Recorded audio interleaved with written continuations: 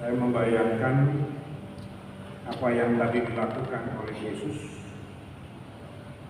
Kalau saya memberikan tangan saya kepada Petrus dan dia dapat memegangnya, itu artinya dia menerima harapan, dan harapan itulah yang menjadi kekuatan orang sakitan.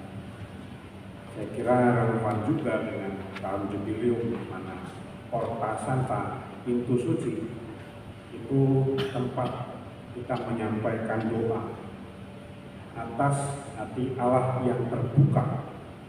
Dari situlah kesempatan ini, satu tahun ini, saya tidak pernah lupa membawa itu jubileum ini, karena memang inspirasinya semua ada di dalam buku ini. Jadi Bapak Ibu Saudara terkasih, kalau melihat hal ini, seringkali mungkin terjadi, dan juga di tahun 2024 yang sudah kita lewati, seperti ketika memasuki 2025 ini, ada begitu banyak kekhawatiran, ada begitu banyak ketakutan. Kalau Anda Bapak bebas dari ketakutan dan kekhawatiran, itu bagus. Tapi bahwa hal itu tidak bisa kita ubahkan. Dan kekhawatiran itu memang menjadi jauh dari belas kasih Allah. Saya mendapatkan kata essay singkat Santo Yohanes Chrysostomos. Beliau hidup 349-407. Kita pada saat itu sedang ada di mana, begitu ya. Dikatakan begini, Yesus berkata kepada orang yang tangannya mati sebelah, mari, sambil mengulurkan tangan itu, dan dia menantang orang Farisi agar diperbolehkan melakukan kebaikan pada hari Sabat. Polemik hal baik dan hal buruk seringkali terjadi seolah-olah hanya dua pilihan itu.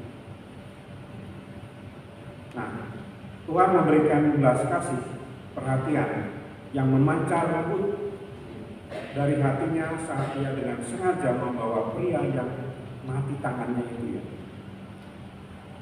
Yesus berharap bahwa kemalangan orang ini mungkin melunakkan hati orang Farisi tadi.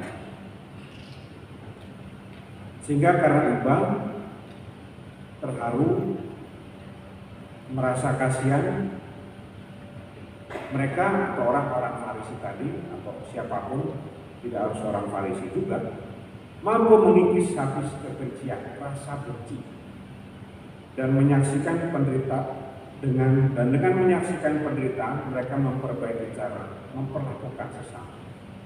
Sebenarnya semakin lama hal-hal baik itu semakin tumbuh, dan kita lihat di zaman ini ada hal banyak baik juga yang tumbuh.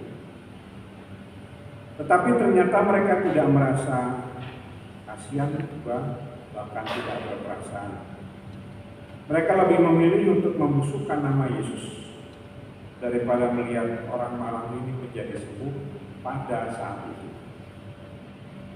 Mereka melakukan kejahatan tidak hanya mengobarkan permusuhan terhadap Kristus, tapi juga dengan cara mereka terus mengobarkan kebencian, sehingga tidak mampu memperlakukan sesama dengan penuh belas kasih. Itu sudah berapa abad yang lalu, Santo Yohanes Chrysostomos ini rupanya sudah punya kepekaan demikian untuk melawan kebencian dengan belas kasih, dan itulah yang memberikan pengharapan. Kalau boleh saya katakan dalam kalimat singkat, Yesus itu menantang kita untuk berani melawan arus. Melawan arus, satu-satu kesempatan memang mungkin membantu kita, menolong kita untuk terus maju. Tidak perlu harus terus-terusan. Berani melawan arus demi kebaikan. Itulah yang membuat menyembuhkan orang yang mati sebelah tangan itu di hari Sabat, hari yang diharamkan untuk menyembuhkan orang, hari yang dilarang untuk membuat hal baik. Seolah-olah hal itu demikian adanya. Ternyata Yesus memberikan solusi lain. Tuhan Yesus meluruskan paham tidak benar atau keliru tentang hukum Sabat. Tidak ada yang pasti selek di sini. Di kalangan kaum Farisi dan ahli Taurat, hukum Taurat menjadi semacam belenggu. Belenggu karena 163 atau malah lebih banyak lagi tata aturan yang membelenggu orang pada zaman itu. Ini diperbaharui melakukan kebaikan dan Tuhan Yesus menantang mereka. Mana yang diperbolehkan pada hari Sabat? Berbuat baik atau berbuat jahat? Menyelamatkan nyawa atau membunuh orang? Akhirnya orang-orang tersebut hanya diam saja karena tidak tahu harus menjawab apa.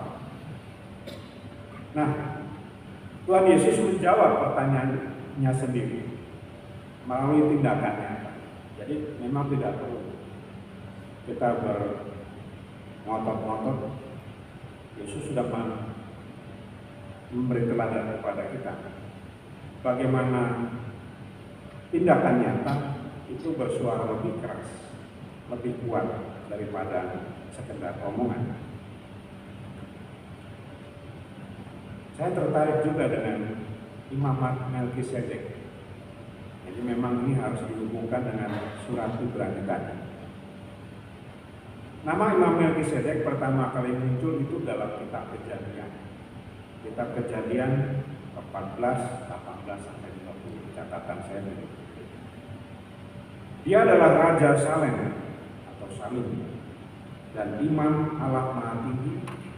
Dan menurut penulis Ibrani ini yang diduga kuat adalah Rasul Paulus, ia memiliki atau Melkisedek ini memiliki beberapa karakter. Karakter itu adalah pembawa berkah bagi orang pilihan Allah. Raja kebenaran, Raja Salem atau Salim yang membawa damai. Imamatnya bersifat kekal abadi. Tidak berawal, tidak berakhir, tidak berbapa, tidak beribu, dan tidak bersilsilah. Artinya bahwa Allah sendirilah yang hadir.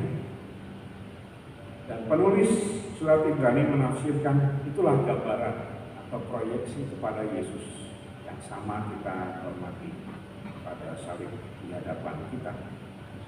Jadi pesannya Bapak Ibu sudah saya kasih bagi para pengikut Tuhan Yesus, untuk karakter Imam Melkisedek sebagai pembawa berkah, pembawa damai, harapan di tahun jubileum ini, menjadi karakter yang harus kuat dalam bermisi. Bermisi itu mewartakan kabar gembira, mewartakan kabar baik, menjadi bagian dari kebaikan untuk semua. Berani melakukan kebaikan mesti ada, harus melawan arus. Karena melawan arus itu terhadap apa yang kita yakini sendiri. Ternyata setelah sekian tahun ada merasa hal yang salah, rupanya harus saya perbaiki. Nah, ketika hidup terasa sulit untuk kita jalani, mungkin tanda bahwa kita sedang berjalan melawan arus untuk mencapai keberhasilan. Harapan ada di hadapan kita. Jangan takut untuk berbeda. Yesus memberi tuntunan dan berkat dalam rohnya. Sama Santo Padre Pio dan Tuhan Yesus dalam tahun jubileum ini kita terus mengusahakan kebaikan yang memberi berkat, harapan dalam iman dan kasih kepada sesama. Berkat Allah menyertai kita sekalian. Amin.